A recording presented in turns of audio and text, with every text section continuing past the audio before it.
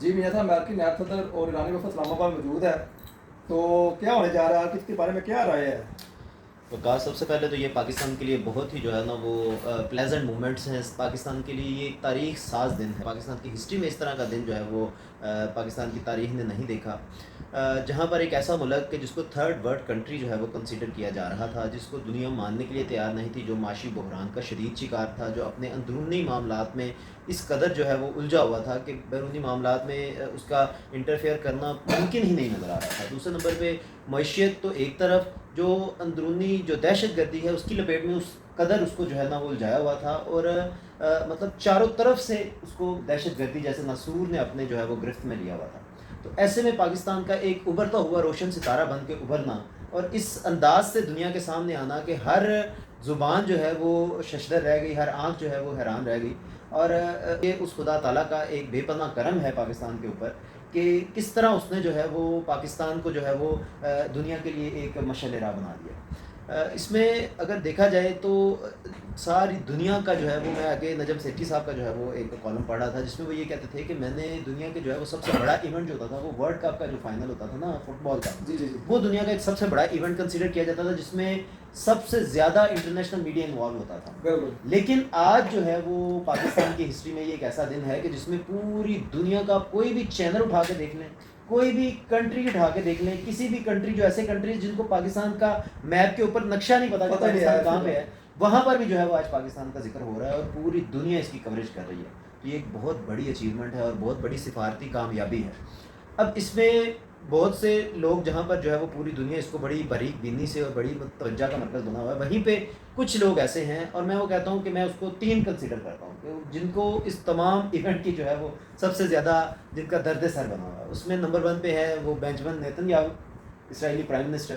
کیونکہ پاکستان کا وجود قائم رہنا وہ بنیادی طور پر اسرائیل کا جو ایک گریٹر اسرائیل کا تصور ہے اس کی نفی ہے. اگر پاکستان اللہ کرے انشاءاللہ پاکستان تا قیامت قائم و دائم رہے تو یہ اس گریٹر اسرائیل کے کنسیپٹ کی جو ہے وہ نفی ہے. دوسرے نمبر پہ نریندر مودی، جس کا جو ہے وہ تصور جو اکھنڈ بھارت کا ہے وہ پاکستان کے وجود کے جو ہے وہ متضاد ہے. اگر پاکستان قائم رہتا ہے اور پاکستان اپنے عروج کو پاتا ہے تو پھر اکھنڈ بھارت کا تصور جو ہے وہ نہ تھا اور نہ ہو سکتا. اور تیسرے نمبر پہ ہمارے ملک میں جو ہے وہ کچھ ایسے افراد جنہیں باقاعدہ طور پر جن کی ذہن سازی کی گئی اس مقصد کے لیے کہ پاکستان کبھی بھی اوپر نہ آئے، اسرائیل کی طرف سے اور ہمارے جو ہے وہ ایک دائمی حریف انڈیا کی طرف سے جو پاکستان کے اندر اینٹی اسٹیٹ پراکسیز جو ورک آؤٹ کر رہی ہیں، ان کی طرف سے جو ایک مائنڈ سیٹ بنایا گیا ان لوگوں کا کہ جو ہر حالت میں اینٹی پاکستان بیانیہ بنانے کے لیے کوشاں رہتے ہیں. تو یہ 3 ایسی کیٹیگریز مجھے نظر آتی ہیں کہ جو آج اس تاریخ ساز لمحے میں بھی جو ہے وہ شدید غم و غصے کے عالم میں پھر رہی. اب یہاں پہ وکاس ایک میں مزید آپ کو بات بتاؤں کہ قدرت کے کھیل کس طرح سے ہیں کہ اس نے آپ کے ایک بہت بڑے حریف کے ذریعے سے ہی آپ کی مدد کی. میں اس بات کو اس طرح جو ہے وہ ثابت کروں گا کہ جس طرح میں نے ابھی بتایا کہ 3 لوگوں کو بڑی تکلیف ہے، اس میں سب سے بڑا ایک حریف جو آپ کا آتا ہے نمبر 2 پہ نریندر مودی، ٹھیک ہے. تو یہ آج شدید اضطراب اور شدید غم و غصے کی کیفیت میں ہے. لیکن اگر آپ تھوڑا سا ریوائنڈ کریں تو آپ کو اس چیز کا ادراک ہوگا کہ آج کے ان حالات کے پیچھے، پاکستان کی اس پروگرس کے پیچھے کہیں نہ کہیں پہ وہ نریندر مودی کو بھی جو ہے وہ مطلب کریڈٹ جاتا ہے.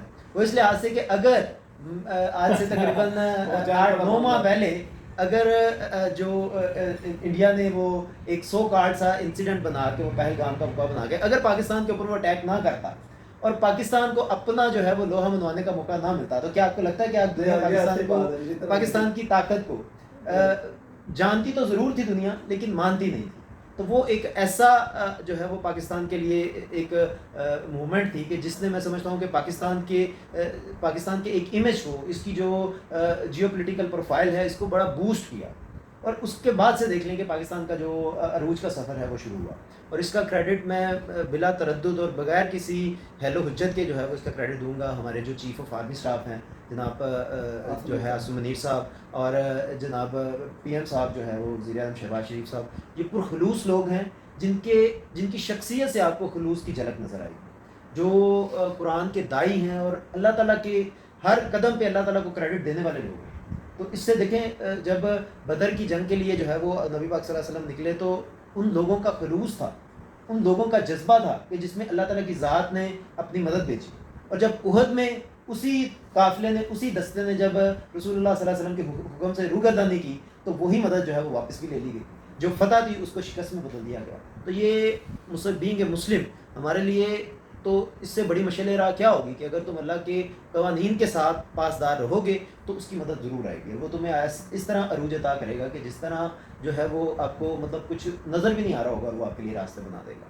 تو یہ ایک بہت اچھی موومنٹ ہے. اور اس میں میں دیکھ رہا تھا کہ کل تک جو انڈین میڈیا ہے وہاں پر بھی کچھ ایسے سینئر جرنلسٹ جو ہے وہ اس بات کے اوپر اپنی مطلب عوام کو گمراہ کر رہے تھے کہ ایرانی میڈیا جو ہے, ایرانی جو وفد ہے وہ پاکستان نہیں پہنچ پائے گا, وہ بالکل بھی نہیں آئے گا. پھر دوسری طرف جو امریکن ڈیلیگیشن ہے اس کے بارے میں بھی یہی کہا جا رہا تھا کہ وہ نہیں پہنچ پائیں گے, اور باقاعدہ طور پر گارنٹی کیمپین چلائی جا رہی تھی. تو مطلب اس طرح کی ایکٹیویٹیز جو ہیں وہ ایک اتنی بڑی ریاست کے جو ہے وہ جو نظر آنے والے چہرے ہیں ان کے اینڈ پہ اگر اس طرح کی گفتگو کی جائے تو وہ ریاست کی جو سنسیریٹی ہے, اس کا جو وجود ہے, وہ ایک طرح کا مذاق کر کے رہ جاتا ہے. تو آج الحمدللہ ہم یہ محسوس کرتے ہیں کہ قدرت نے ہمارے لیے یہ بڑی جو ہے وہ فخریہ لمحات ہیں کہ جس میں ہم لیڈ کرنے جا رہے ہیں. میاں صاحب, یہ جو پاکستان ثالثی کرا رہا ہے دونوں ملکوں کی, اگر یہاں پر بھی اگر نہیں ہوتی تو اس کا نقصان کیا ہوگا؟ اچھا وکاس, یہ بھی ایک بہت جو ہے وہ بات ہمارے میڈیا پہ اچھالی جا رہی ہے کہ اگر پاکستان جو ہے وہ پاکستان کا کام تو صرف پیغام رسانی کروانا ہے. دیکھیں جو نیگیٹیوٹی ہے وہ آلویز نیگیٹیوٹی ہے. مطلب کچھ آپ نیگیٹو مائنڈ سیٹ کے ساتھ اگر اپنے کنٹری کو دیکھیں گے تو آپ کو اس میں سے کہیں بھی اچھائی نظر نہیں آئے گی, کیونکہ آپ کے ذہن کے اندر موجود ہی نیگیٹیوٹی ہے. اسی نیگیٹیوٹی نے چلنا ہے. پاکستان کا کام ہے میڈیشن, ایک ثالثی کا کردار. دو اتنی بڑی طاقتوں کو, جس میں جو امریکہ ہے وہ خود کو ایک بہت بڑی طاقت پوری دنیا کے اوپر جو ہے نا وہ سپر پاور کے طور پہ جانا جاتا ہے, اور ایران نے اتنی طویل جنگ کو اتنی استقامت کے ساتھ لڑ کے خود کو ایک طاقت کے طور پہ منوا لیا. اب دو لڑتی ہوئی طاقتوں کو, جس کے اثرات جو ہے وہ تھرڈ ورلڈ وار کی طرف دنیا جا رہی تھی, جس کی پوری دنیا اس چیز کو ایڈمٹ کر رہی ہے کہ جو حالات تھے وہ تیسری جنگ عظیم کی طرف جا رہے تھے. تو ایسے حالات میں پاکستان کا ان دونوں جو ہے وہ مطلب پارٹیز کو ایک ٹیبل ٹاک کے اوپر لے کے آنا, یہی سب سے بڑی کامیابی ہے. آپ تو کامیاب ہو گئے, آپ نے تو میڈیشن کروانی تھی, آپ پارٹ آف گیم تو نہیں تھے, آپ نہ ادھر کے تھے نہ ادھر کے تھے, آپ کا کام تو صرف میڈیشن کروانا. تو جب آپ دونوں کو ٹیبل ٹاک پہ لے آئے, آپ نے دنیا کو بتا دیا کہ ہمارے کہنے کے اوپر پی ایم شہباز شریف صاحب کی ایک ٹویٹ کے اوپر جو انہوں نے آفر کی جو ہے وہ ڈونلڈ ٹرمپ کو کہ اس کو ہماری درخواست کے اوپر اس کو سیز فائر کیا جائے, ٹھیک ہے, اور آگے سے اس کا ایکسیپٹ ہو جانا, یہ آپ کی کامیابی ہے. اس کے بعد آپ ان دونوں پارٹیز کو کنونس کر کے اپنی ٹیبل کے اوپر لے آئے, آپ نے وہ سارا پلیٹ فارم پرووائڈ کر دیا. تو یہ جو ہے وہ ایک آپ کی تو یہاں پہ ہی سب سے بڑی اچیومنٹ ہوگی. آپ کی جو سفارتی کامیابیاں ہیں وہ مطلب اپنے پیک پہ پہنچ گئی. اب آگے کے حالات جو ہیں وہ depend upon the both parties. وہ اپنے مطالبات کو, چونکہ امریکہ شدید پریشر میں ہے کہ وہ اس جنگ کو کسی طرف تو جو ہے وہ اسٹاپیج کی طرف لانا ہے. ڈیفینیٹلی جہاں پر آپ کے اپنے مفادات ہوتے ہیں وہاں پہ آپ نے یونیورسل جو بینیفٹس ہیں, جو یونیورسل رائٹس ہیں, جو یونیورسل امپیکٹس ہیں, ان کو بھی آپ نے کنسیڈر کرنا ہے. تو امریکہ بھی کسی نہ کسی طرح چاہتا ہے کہ یہ میرا جو ہے وہ معاملات کہیں وائنڈ اپ ہو. دوسرے نمبر پہ ایران جو ہے وہ نو ڈاؤٹ مسلم اسٹیٹ ہے, اور مسلمانوں میں جو شہادت کا جذبہ ہے وہ کسی بھی دوسرے ریلیجن سے کہیں زیادہ ہوتا ہے, لیکن اس کے باوجود ہر بندہ جو ہے وہ یہ چاہتا ہے کہ امن جو ہے وہ قائم ہو. تو دونوں اسٹیٹس جو ہے وہ پریشر میں ہیں, اور دونوں کو ایک پلیٹ فارم پرووائڈ کرنا, تو یہ آپ کی جو ہے وہ سب سے بڑی اچیومنٹ ہے. آپ تو اپنے تئیں جیت گئے. جی میاں صاحب, یہ بتائیں کہ یہ جو مذاکرات ہو رہے ہیں امریکہ, ایران اور اسرائیل کے, اس کا گرانٹر کون بنے گا؟ وکاس, یہ موسٹ افیکٹو کوشچن ہے آپ کا کہ ڈیفینیٹلی جب کوئی دو پارٹیوں کے درمیان جو ہے وہ آپ نیگوسیشن کرواتے ہیں, اور اس کے بعد پھر دونوں پارٹیز جو ہوتی ہیں اس کو سب سے بڑی جو ریزرویشن ہوتی ہے وہ یہ ہوتی ہے کہ ہمارے درمیان جو ڈیسائیڈ ہوا ہے اس کی ضمانت کون دے گا. آپ ہمارے روزمرہ کے معاملات میں بھی دیکھ سکتے ہیں. اسی طرح ہوتا ہے کہ جب ایک ثالث مقرر کیا جاتا ہے تو دونوں پارٹیز پہلے ثالث کو یہ ایشورٹی دیتی ہیں کہ ہم جو ہے وہ آپ کے کیے گئے فیصلے کی باؤنڈ رہیں گے. اب یہاں پر پاکستان جو ہے we are not in a position کہ ہم ان دونوں اسٹیٹس کی جو ہے وہ رسپانسبلٹی اٹھائیں اور ضمانت دیں.